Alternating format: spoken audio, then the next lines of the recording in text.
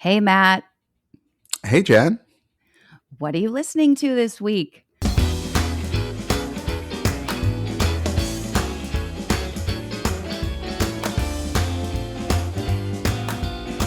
Welcome to season 8 of What Are You Listening To? The weekly podcast created to foster community through music by sharing the stories behind the songs that soundtrack our lives. Some of the songs are old, some new, all good. I'm Jenn Tully, and this week I'm joined by my friend, co-host of The Battle, Matt Sidhom. In addition to joining me on season 3 of The Battle last year, Matt is also the co-host of the Super Awesome Mix podcast and co-founder of the Super Awesome Mix podcasting network. This week, we have a super eclectic playlist to kick off episode 1 of season 8. And I will also say it seems that Matt and I switched roles because he brought the hippie emo rock and I brought the country. Yes. So go figure. We really did a little role reversal here to kick off the new season. Which songs do you think we're going to discuss? Tune into the conversation to find out. And in case our song picks are new to you, we'll publish a playlist with the episode so you don't miss a beat. With that, let's get started. Matt, let's go ahead and kick off season 8. I can't believe that it has been, my seasons are a little bit different because I do 2 a year, but still, that's 4 years. I think we're going on, going on 4 years that we've had the show up and running. And so I'm happy to have you back kicking off another season with me. Yes, and congratulations on going this long. Right? Most podcasts don't make it this long. So They way don't. to go. Thank you. And especially for the ladies, right? Can we just shout this out? So I think there was something like less than 23% of podcasters are females. I was reading this stat the other day. And so I was like, you know what? We got to get the ladies out there more. We got to have more lady podcasters. Yeah, and shout out to you because you're not just up here talking about true crime or what it's like to be a mom, right? Like you're... I can, though. I can talk about both of those things extensively. There's no doubt about that, right? You know I love a murder show. I mean... Well, my picks this week have kind of been inspired by our new Song of the Day project. So if you're following us on social media at Super Awesome Mix, every day we're rotating, me, Jen, and Sam, picking a Song of the Day. And it's just a song that strikes us in the moment, whatever that happens to be. And so if you follow us, and we've got some stuff coming out soon, some merch to help you follow along. But yeah, it's kind of inspired by this because I just end up discovering and rediscovering new bands. And it's kind of fun because rather than relying on like an algorithm to just sort of pick out stuff that sounds like Bruce Springsteen, I end up going in these different directions. Like you said, kind of a little bit more hippie emo-ish. So my first pick this week is Shakedown Street by the Grateful Dead. So since Bob Weir passed, I really have been trying to give the Grateful Dead like a real shot. I'm like, all right, let me get into this because I was just never into... You and I have talked about jam bands a little bit before in the past, and it's like we can't get into the 23-minute concert version of fill in the blank song, right? But that's not what they do on their albums, right? So I'm like, all right, let me go in and just start listening to different singles. Now, luckily, my brother-in-law and sister-in-law are pretty big Grateful Dead fans, so I kind of started with them giving me some recommendations on songs, and then I just kind of went from there. And so this one is the title track from a 1978 album, and the band kind of took on a little bit of a disco-like feel. So this whole album's pretty funky, but this one, I've actually listened to multiple times since I kind of discovered it. And I'm sure there's plenty of music fans out there being like, oh my God, he just discovered this song. It's like, yeah, but you know what? That's kind of how this show works, how doing a music podcast works. You end up discovering things maybe late. But I think it's such a cool song. And even if you didn't have the lyrics with it, just the sound of it kind of makes you want to strut and put you in a good mood, I feel like. And then, and it makes you kind of takes you to a place where you're just sort of walking around something kind of funky. And interestingly enough, Shakedown Street now refers to kind of where Dead fans sell their wares outside of the shows. So whether it's merch, whether it's, it used to be the old cassette tapes of concerts and Yep. stuff that they used to trade, Bootlegs. bootlegs, if you will, or from time to time illicit drugs. Because I've been Do they do told. those at Grateful Dead shows? Do they have That's what I'm those at? told. My research tells me that does occur at Grateful Dead Right. Okay. shows. Okay. Okay. Good. I'm glad you checked into that. I did check into that. Yes. Thank you Yes. for It confirming. actually it Thank you for overloaded confirming. AI when I typed that in. Yeah. There were too many Aren't there results. drugs at a Grateful Dead show? And AI is like, "Blah! Are you an idiot?" It actually starts like talking back to you. So anyway, so I went with a Grateful Dead track this week to kind of start things off, something a little different for me. No, I love it. And like, yes, RIP Bob Weir. Like, even if you weren't a Deadhead, I think you can't deny the mark that the band made on music, right? They kind of single-handedly defined this jam band genre and led the way for bands like Fish and Widespread Panic. Like, you wouldn't have any of those bands without the Grateful Dead. And, they continue to be important to people. And we see that in the legacy, after Jerry Garcia passed, now with Bob Weir passing, John Mayer stepping in for Dead and Company. Like, I think that there are so many, and there will continue to be iterations of this band just because they are so well loved. And I think you're right. I think that this song is a really good entry into the band if you're Grateful Dead curious. Like, this is, I think, a good place to start because it's not. I think everybody always goes to American Beauty. I think that's the album that they're known for, that has so many recognizable songs on it. Although I will say, in like researching for this, I did not know this, but I believe that their biggest hit was Touch of Grey from the In the Dark album that came out in the late 80s, 1987. So it's Yeah, Touch amazing of that Grey this. is the one. They had a music video for that, Yeah, with and the then they had skeleton puppets. yes, Yeah. and then that still gets radio play, like just Yeah. randomly. So Yeah. I always think that that's funny that this band that really like grew up in the 60s or 70s, like that their biggest hit is this song from the very late 80s. But I think that this song is funky. It sounds of the time. It's really easily digestible and well produced. It kind of has BG vibes like we talked about. Yeah. And then I love, the chorus. Nothing shaking on Shakedown Street. Used to be the heart of the town. Don't tell me this town ain't got no heart. You just got to poke around. And I feel like that's so very Austin also, for those that are listening, they know I live in Austin, Texas. And that's like famous for Austinites to complain about old Austin, whether, for me, old Austin is like Austin of the early 90s. For, some of the people I work with, they're like UT grads from 2010, and old Austin is that Austin for them. And Austin's just a really dynamic city. It's a city that people love, and it's a city that changes all the time because people are moving here all the time. And so you hear a lot of this kind of talk, of like people talking about Austin changing, and I miss old Austin. And I feel like this is such a great sentiment for this town too. Like, I love that. Don't tell me this town ain't got no heart. You just got to poke around. Yeah. Like, it's true. Like, there's still so much cool stuff here. You just have to find it. Yeah. And that's kind of true of any city, right? Like people complain about their city all the time, but I think if you do poke around, there's a lot of great stuff in a lot of great cities. Yeah. Yeah. So this is definitely, I feel like this is a really good, like, it gives you kind of a different side of the Grateful Dead. If the only thing that is some of their more jam bandy stuff, like, yes, I think that this is like a really cool, easily digestible entry point. So definitely start with this song and then start with this album. I think that you're right. This whole album is actually a great listen. Well, then you really you threw me for a loop here. This was a hard left. I'm anxious to get into this pick. So tell me about your second pick here. All right. My second pick is Head On by the Jesus and Mary Chain. So these guys, if you're not familiar with them, they are a Scottish alt-rock band. They came about in the 1980s, and somebody had sent me a song by them, a different song, not this one. And I was kind of like, God, I remember this band name, right? Because it is a very unique name. So it stuck out in my head. But I'm like, I don't know how much of their music I really remember. So again, really cool thing because they've got a lot of music. I just started digging in, and I just loved this one. It just got me really fired up. It's from 1989. Yep. One of the lines makes you want to feel, makes you want to try, makes you want to blow the stars from the sky.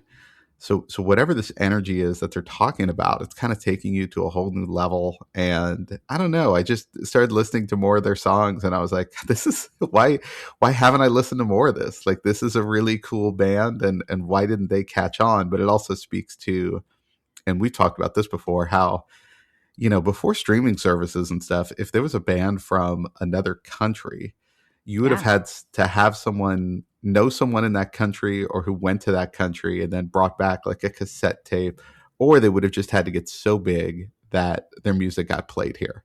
And that Yep. was kind of few and far between with a lot of bands. And so you end up with a band like this where it's like, I do kind of remember the name. I think they had a couple like modest hits here in America, but by and large, like, they weren't huge. And so anyway, really cool band. I suggest getting into, but this song in particular, people who've listened to the show a long time know I love getting fired up, and this was definitely kind of a good, pump up song. Yeah, this is such a good one. Well, and apparently I'm feeling like nostalgic for old cities this week, but I'll tell you where I first heard the Jesus and Mary chain, and you may recognize this reference because it's in your hood, but it was from The Edge in Dallas, the radio Oh, station. yes. The Yes. Edge used to play Jesus and Mary Chain, and they were famous for they broke a lot of those Manchester bands, back in the day. This was like early end of junior high, early high school for me. And so, yeah, I Yeah. can remember listening to The Edge, and Jesus and Mary Chain were on like constant rotation. So this is a great band. The first note that I wrote was, Matt, tell me more about the side of you that likes this song. I feel like I don't know you. That was my first note. Well, it's the thing. It's like, I kind of like all types of music. Like, I know people say that, and people like will tell you they like all types of music, but they may or may not actually believe it. Now, there's stuff I listen to sort of on rotation, obviously, that's probably a little bit more, as we get into your picks, more oriented with like country music. And, Right. Obviously I love Bruce Springsteen.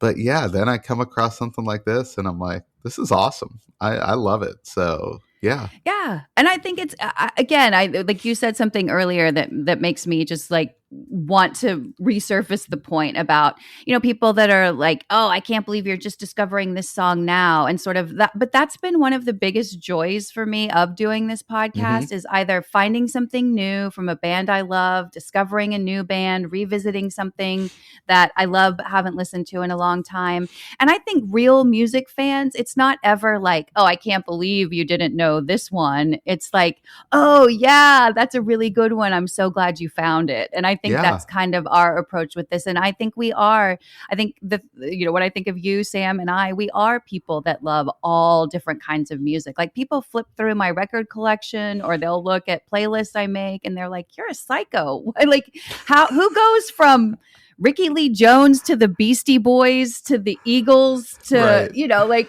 Dolly Parton? I'm like, well, I do. So I think that there's a lot of I love that is one of the like hidden joys of doing a music podcast, is that you do get to sort of swim in this pool of all different kinds of music and rediscover things. So I was very excited to see a Jesus and Mary Chain song as one of your picks. And like you mentioned, just like Honey and The Hardest Walk, I Hmm. think, or are songs that are maybe more recognizable. They're from that Psycho Candy album. And I feel like that's the one that kind of Yeah. everybody had. So I definitely like that you went with kind of a deep track here. And this is like one of their very rocky sounding songs. Like, some of Yeah. their stuff Yeah. is kind of emo, and this one's definitely rock. It gives me Psychedelic Furs vibes, which I love, the Yes. Psychedelic Furs. So I definitely I picked up on that easily whenever I first listened to this one again. And then it's so funny. Another note is that I wrote down the exact same lyric you did, and there's something going on inside, makes you want to feel, makes you want to try, makes you want to blow the stars from the sky. Like, I don't know how you can miss that line. I don't know how you can listen to this song and not catch that line. It's so Yeah. good. Yeah. No, it's so good. Yeah, it's so good. You gave me the chance to fall in love with this band all over again. I So love that. I'm so grateful. They've been on a heavy rotation since you sent this to me. I was like, I got to get back into this band, and that Psycho Candy album. This is on Yeah. the Automatic album, which is also good, but the Psycho Candy album is also worth a listen. All right, we're gonna take a hard left again. We're just driving in like a circle this week Yes. because we really kind of are taking it all over the place. But my first pick this week is an old song, but it's one that I've found myself going back to over and over again from an album that I have recently sort of dusted off and pulled back out. My first pick this week is a song called "Love Is a Wild Thing" by Kacey Musgraves. And this is from her Golden Hour album, which was released in 2018. And I have just had this album on repeat lately. I know Kacey Musgraves has newer material, but this is the album that I always go back to. And I don't know, maybe it's partially nostalgia because it's from the before times, like it's a pre-COVID listen that I loved. But to me, this is just a no skip album, hands down, like a Hmm. prime example of a no skip album. There's not one bad song on this album. I love it. So I'm assuming that you're familiar with this album and this song, but enlighten me, Matt. I am familiar. I mean, I love Kacey Musgraves. She had my number Yeah, one song last year of 2025. And yeah, everything on this album is just amazing. And honestly, and I don't know, I could listen to her sing anything. It's right. just, I just love her voice so much. I do But too. yeah, this song in particular, where it just talks about how, love is one of those things that you can't really necessarily cultivate, right? Like it just sort of grows where it's going to grow, and there's no rhyme or reason to it. In the same way that you wouldn't predict that I love the Jesus and Mary chain, right? Like it just. Right. In the same way, I feel like college has changed you and I don't know you anymore. That's what I felt like when I saw the Jesus and Mary chain pics. I'm like, where's the method? Is Sam chiming I in this know. week? What's happening? But then I'm I like, was no, this is too early. This is too early days for Sam. I was gonna pop on the video with some, experimental facial hair and just like Piercings, random piercings that piercings. I Yeah. Some Chinese fantastic. characters on my arm. Amazing. Yeah. No, I mean, this is, yeah, like, so I love the message here. And it's, I don't know, again, like, could just listen to her voice, do Same. anything. And so this whole album's just excellent. And I think she got nominated for a number of awards for this one too. But Yeah. yeah, no, I loved seeing this one on here. Definitely much more in what most people would probably expect is my wheelhouse. But yeah, Yeah. it's why you said at the beginning, we kind of switched spots this week. We did. We flip-flopped with our song picks 100%. And, I think too, way back in season 3, I featured another favorite track from the Golden Hour album, which is Space Cowboy. I think that's also such a genius song from this album. But it's like you said, like her voice, I could go on forever. And the other thing too, not that this necessarily figures in every artist I listen to, but she just seems like a cool chick that you want to hang out with also, like I'm like, she's probably like such a fun like person to be She around. does. I'm like, Yes. so I'm like, aside from being like gorgeous and all of the things, I'm like, she seems like a really cool person. I'm like, I kind of want to chill out with Kacey Musgraves. You're like, yeah, I'm super interested in her personality, Jen. Well, I mean, she does seem like she wouldn't be real high maintenance, just the way she sings. It doesn't like she's got a laid back feel to her to where it's like, oh, maybe. And I say all that, and maybe she is super high maintenance, and there's some assistant listening to this just being like, you don't know the half of it. Okay, Right. with this one. We're gonna get blown up by Kacey Musgraves' former assistant. Please, if Kacey Musgraves' former assistant is listening, please blow us up. Actually, Please. I'm begging you. We would love some stories. We would love it. Yes, we want the Kacey Musgraves lore. We'd still listen to her music, even if it kind of ruined our image of like cool chick to hang out with. That's right.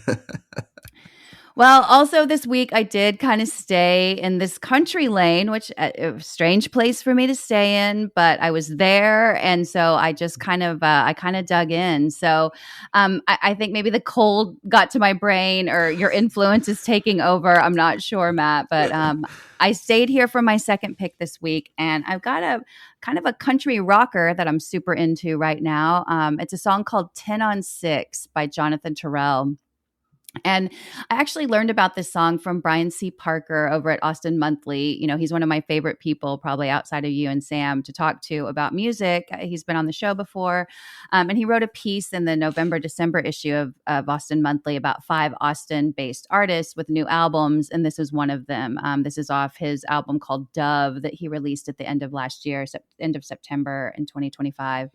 And I just think it's so good. I think it reminds me of like, takes me back to like the old days of like Hank Williams Jr., which as I was typing these notes out, I was like, ugh, I could hear like Sam in my ear. I'm like, that's another, you know, how we're always talking about like prank episodes we should do with Sam. Like, let's make Sam listen to an old Hank Williams Jr. album and see like how many seconds it takes for him to hear something completely offensive. Like, I bet you we can't get a minute into a Hank Williams Jr. track without Sam being like, yep, headphones off, I'm out. Yeah. This is entirely offensive. Everything this like, person is saying. You and we're can't like, say that? Why not? You can't talk about that?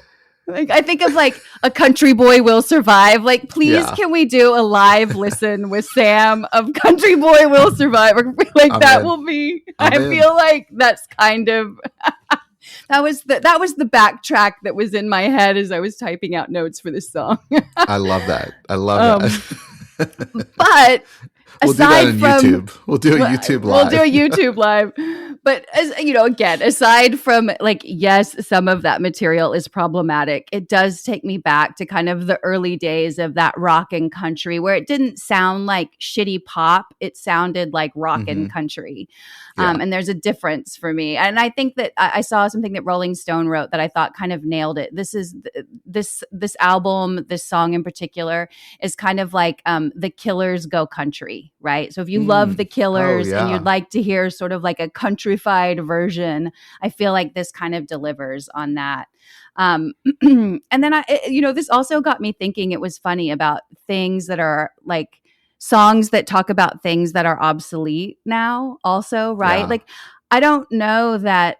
And it honestly, it took me a listen or two. Well, actually, I got it on the first listen, but it took me a couple of times going through the chorus to figure out what 10 on 6 was, right? Like, yes. And I think about kids that are like, you know, there's going to be a point where people aren't going to know what that is. It's going to be all electric vehicles. So you're not going to have to put gas in your car. But back in the day, if you wanted a pack of cigarettes and you needed to fill your car with gas, you couldn't just tap your credit card at the pump. You had to go in and you gave somebody cash. And it wasn't weird to say, I would like $10 on pump 6, please. Like, and so I was thinking about like, this is one of those songs. Like, then I thought of like Operator by Jim Croce, where he's like calling the operator to help him place a call. And then he's like, but you can keep the dime at the end. You know, I'm like, if a kid was listening to this today, they'd be like, what is going on in this song? Like, what is he talking about? You know, like Callin' Baton Rouge by Garth Brooks, where he's like, I got to pull over and make a phone call. And people are like, wait, what? Why don't you have Bluetooth? Why do you need quarters? Like, what is happening right now? And people listening to this are like, why is he only, people in California are listening to this and going, why is he only buying 1 gallon of gas? Right. If he's putting $10 on there. Yeah. Right. Yeah. Gas prices too. That's the other, like, it just really got me thinking. And then it reminded me of, I think I maybe said in one of our last episodes of last year, but I was reading the Cameron Crowe memoir called The Uncool, which is actually great if you're a fan of his movies or, you know, like just a Cameron Crowe fan in general. His memoirs is super good. But I went back with my daughter, who's now 18, and watched a lot of the old Cameron Crowe movies. And we were watching Singles, and I did not realize how much obsolete machinery is in that movie. Like, there's a fax machine. She's like, Mom, what's happening here? There's a really pivotal scene with an answering machine, and the answering machine tape gets eaten. And she's like, what's happening there? There's a scene where they're in a club and he's on a phone booth in the club and everybody thinks it's the bathroom and they're banging on the door. And she's like, I don't get what's happening here. Like, I mean, just all kinds of things that I thought like, oh, there's going to be a point where some of this music that is so timely and like a stamp of pop culture is eventually going to be obsolete because people aren't going to know what they're talking about. Yeah. So that was another reason I chose this song. Is I'm like, you know what? I want to preserve some of the nostalgia and history here by bringing this song into the mix. But I just think this is one, like, listen to the lyrics. It's kind of like it's almost swings the opposite way of a Hank Williams Jr., right? Like, it's a little bit political, but it's pretty progressive, I think, in Yeah. some of its Yeah. thinking. And so it's worth a listen, especially if you like, some of the more rocking country. I think, like I said, Killers Go Country is kind of a great way to sum up this band or this artist. But go in and give this album a listen. The whole album is really strong. I don't know. Were you familiar with him before bringing this to No, you? I wasn't familiar with him, but loved his sound. Yeah. And I agree with you. Like, this one did kind of swing a little bit because the picture he paints is, I mean, I'm assuming, being here in Texas, like somewhere in West Texas, right? Yeah, that's exactly right. And kind of this, it was almost like a throwback sort of picture. Mm-hmm. But then you're right. There's a couple little progressive ideas that sort of pull you into modern times, which honestly is a pretty accurate depiction of certain parts of Texas, where it's like Yeah. there are a ton of throwbacky sort of things and sort of things stuck in time, and yet you are living in 2026, right? And there's some reconciliation there with that. So I thought that was really kind of cool. That I think he did a good job of painting that picture. And I know we have listeners all over the country and all over the world, right, who are probably kind of listening to some of these things and trying to figure out what it is that what he's talking about, right? Yeah. But yeah, it is kind of an interesting way to depict things. And if they ever make it out to West Texas, I think it'll all start to make sense. And obviously with some of the stuff now on, Landman and some of the other Taylor Sheridan Right. shows, they might get a glimpse of that a little bit, but maybe not quite the way he presents it here. Yeah, I think that's so true. And as I was putting this playlist together, thinking about this, it really actually completely like skipped my mind how popular all the Taylor Sheridan shows are right now. Or Tyler Sheridan,